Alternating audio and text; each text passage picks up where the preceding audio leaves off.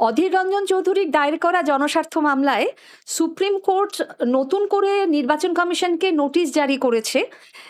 এই বিষয়টা আপনার কাছ থেকে একটু বুঝে নিতে চাইছি, কি হলো আজ?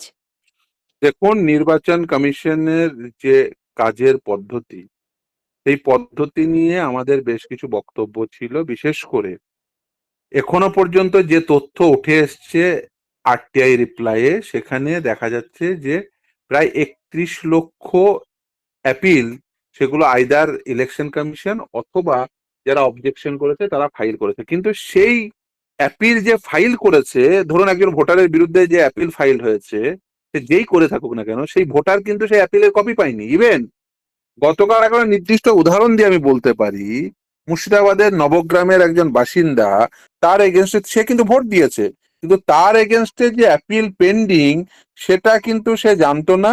অল অফ দ্য সাডেন দেখছে যে তাকে ট্রাইব্যুনাল থেকে তাকে বলা হচ্ছে তোমার ভিডিও কনফারেন্সিং এর মাধ্যমে তোমাকে শুনানি হবে। কিন্তু কিসের উপর শুনানি হবে, কোন অ্যাপিলের উপর শুনানি হবে, সেই অ্যাপিলের কপিও তাকে সাপ্লাই করেনি, এবং এই যে অর্ডার, সেই অর্ডারের কপিও তাকে সাপ্লাই করেনি।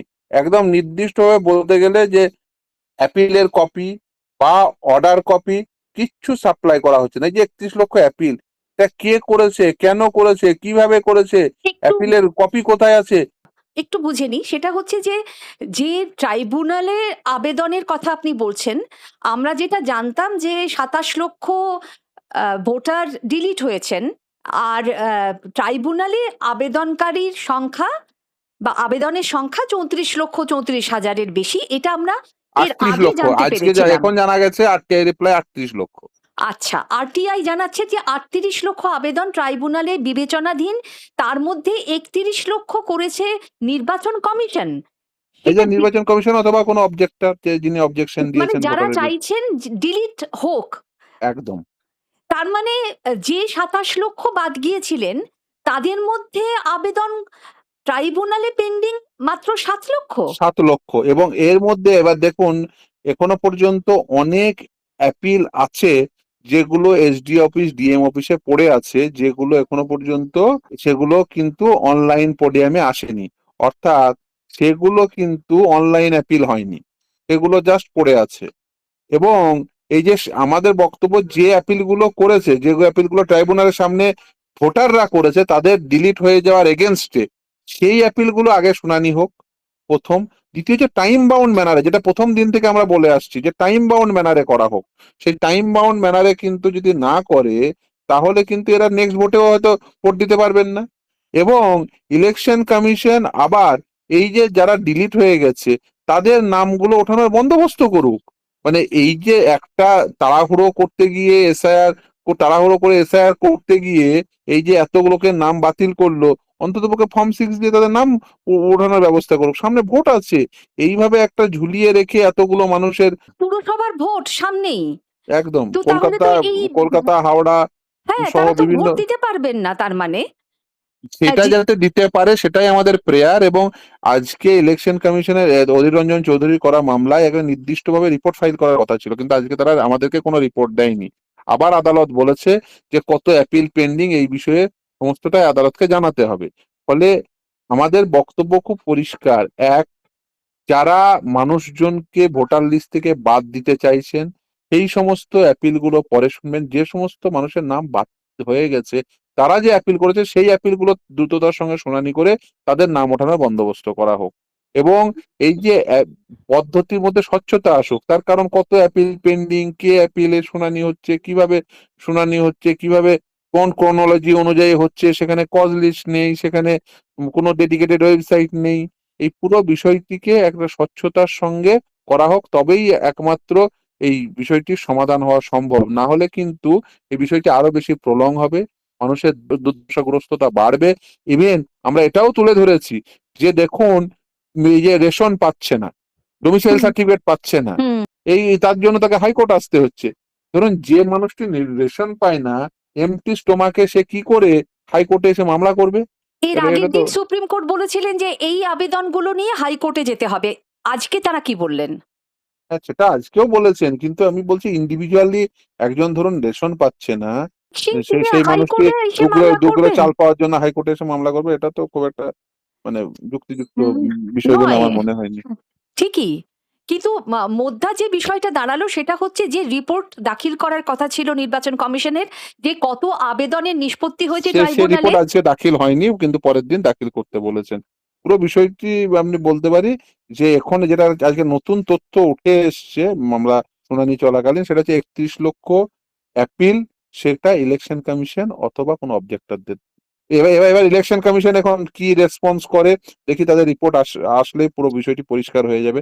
এই যে 31 লক্ষ অ্যাপিল, আমি আপনাকে এই যে কাজিরুল ইসলাম, আমি নবগ্রামের একটা নির্দিষ্ট উদাহরণ দিয়ে বলি। কাজিরুল ইসলাম, বিধানসভা নম্বর 65 নবগ্রাম, পার্ট নাম্বার 36, এর এগেনস্টে যে অ্যাপিল, কোন অ্যাপিলের কপি কেউ দেখাতে পারবে না, তাকে দেওয়া হয়নি। অসম্ভব একটা বিষয়। তার মানে তিনি নাম অন্তর্ভুক্ত করার আবেদন করেননি। তিনি ভোটার ছিলেন। তিনি ভোটার ছিলেন, ভোট দিয়েছেন, এবারে তার নাম বাদ দেবার জন্য নির্বাচন পার কমিশন নেওয়ার জন্য আপিল অ্যাপিল করেছে। করেছে। কে অ্যাপিল করেছে সে জানেই না, অ্যাপিলের কপি পাইনি। কে তিনি অ্যাপিল করেছে এবং তার শুনানি হচ্ছে, মানে ভাবুন, একটা অ্যাপিলের শুনানি হচ্ছে, সেই অ্যাপিলের কপি নেই। যার এগেনস্টে করা হয়েছে তাকে তার তার কাছে কপি নেই। তো এরকম তো অসংখ্য আছে। হ্যাঁ, অবশ্যই। এবং যারা হয়তো জানতেও পারছেন না, তাদের হয়তো শুনানির জন্য ডাকাও হচ্ছে না, নামটা জাস্ট ডিলিট হয়ে যাচ্ছে, এমনও তো হ্যাঁ, আছে। বায়বীয় ভাবে হয়ে যাচ্ছে, কিন্তু মানে এখন আসার বিষয় যে প্রায় 95% মানুষের নাম এখনো পর্যন্ত যা অ্যাডজুডিকেশন হয়েছে, তাতে 95% মানুষের নাম ইনক্লুডেড হয়ে গেছে। ঠিকই, কিন্তু এই হিসেবটা কিছুতেই মেলাতে পারছি না যে 27 লক্ষ বাদ গেলেন, ডিলিট হলেন, তাদের মধ্যে মাত্র 7 লক্ষের আবেদন, যেটা মুখ্যমন্ত্রী শুভেন্দু অধিকারী জানিয়েছিলেন। তখন এটা নিয়ে প্রশ্ন উঠেছিল যে এই তথ্য তিনি কোথায় পেলেন, কারণ নির্বাচন কমিশনের কাছ থেকে আমরা এরকম কোনো তথ্য জানতে পারিনি। এখন যেটা বুঝতে পারছি আরটিআই এর উত্তরে, যে 7 লক্ষ আবেদন করেছেন, তাহলে বাকি 20 লক্ষ আবেদন হয় অফলাইনে করেছেন অথবা অনেকে হয়তো আসেননি ট্রাইব্যুনালে। হ্যাঁ, হতে পারে। মানে পুরো বিষয়টা অস্পষ্টতাটা রয়ে গেল। এবং আমি তো প্রথম দিন থেকে বলে আসছি, একটা ডেডিকেটেড ওয়েবসাইট, কজ সেটা তো লিস্ট, হয়নি, অর্ডার সেটা তো আপলোড, হচ্ছে না। মানে প্রথম দিন থেকে বলে আসছি। এটা যদি না করে আরো বেশি বিপদ হবে। এটা ইমিডিয়েট করা উচিত বলে মনে করি। এখনো পর্যন্ত সুপ্রিম কোর্টের কাছ থেকে নির্দিষ্টভাবে কোনো নির্দেশ। হ্যাঁ, আজকে বলেছে ওই রিপোর্টটা ফাইল করতে, যে কত অ্যাপিল পেন্ডিং, কত অ্যাপিল কে ফাইল করেছে এটা সেই তো বিষয়ে। আগের দিনও নির্দেশ দিয়েছিলেন, হ্যাঁ, সেই নির্দেশ দিয়েছিলেন, তো কিন্তু পালন সেটা করেনি নির্বাচন কমিশন। পালন হয়নি, সেটা আজকে আবার দিলেন। তারা বলেছেন যে তারা দুবার মিটিং করেছেন, তারপরে তারা আবার মিটিং করবেন, সোমবারের মধ্যে তারা ফাইল করার চেষ্টা করবেন। তার মানে যাদের ভবিষ্যৎ অনিশ্চিত ছিল, তাদের ভবিষ্যৎ অনিশ্চিতই রয়ে গেল। আমি আশাবাদী যে যেহেতু একটা হিউজ পার্সেন্টেজ, মানে বলতে পারেন 95% নাম ইনক্লুডেড হয়ে যাচ্ছে, ফলে এটা আমি মানে না, কিন্তু ট্রাইব্যুনাল ইন্ডিয়ার। ট্রাইব্যুনালে আপনি যে পার্সেন্টেজ দিচ্ছেন, ট্রাইব্যুনাল এখনো পর্যন্ত কত না, নিষ্পত্তি যেটা করেছে? আমি পার্সেন্টেজ দিই, যেটা আরটিআই রিপ্লাই উঠে এসছে আচ্ছা। আজকে আদালতের সাবমিশনে, গোপাল শঙ্কর নারায়ণ তিনি একটা আরটিআই রিপ্লাই পড়ে শোনান, সেখানে উঠে এসছে। ফলে এটা আর্টিকেল 12 অথরিটির আরটিআই রিপ্লাই, ফলে এটা একটা পাবলিক ডকুমেন্ট হিসেবে আচ্ছা, ট্রিটেড হয়। মানে ফলে এইটুকু সেখানে জানা যাচ্ছে যে ট্রাইব্যুনাল যে নিষ্পত্তি করছে তাতে 95%ই অন্তর্ভুক্ত হয়ে যাচ্ছেন।